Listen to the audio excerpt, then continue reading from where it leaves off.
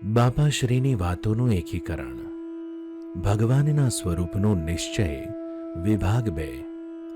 જ્યારે મહારાજ આપણું પ્રારબ્ધ છે ત્યારે આપણે કોઈને ગાળ દેતા પણ વિચાર કરવો, કારણ કે સુખ દુઃખ શ્રીજી મહારાજની ઈચ્છાથી જ આવે છે। જો આપણે કોઈનું અનિષ્ટ ઈચ્છીએ તો શ્રીજી મહારાજના નિશ્ચયમાં ફેર છે અને મહારાજને સર્વ કરતા જાણતા નથી। જુવાન દીકરાનું મરણ થાય તો પણ એમ સમજવું કે મહારાજની ઉત્પત્તિ, સ્થિતિ અને પ્રલયની લીલા છે।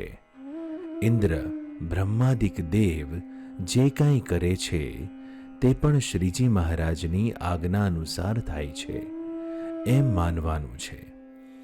કોઈને મંદવાડ આવ્યો ને દવા કરી તો એમ ન માનવું જે દવાએ સાજો કર્યો, એ તો જ્યારે મહારાજ ભળે છે ત્યારે જ સાજા થવાય છે। એવી રીતે દરેક કાર્યમાં શ્રીજી મહારાજને જ કરતા જાણવા, પણ મહારાજનું કરતાપણું લેશ માત્ર ઓછું થવા દેવું નહીં।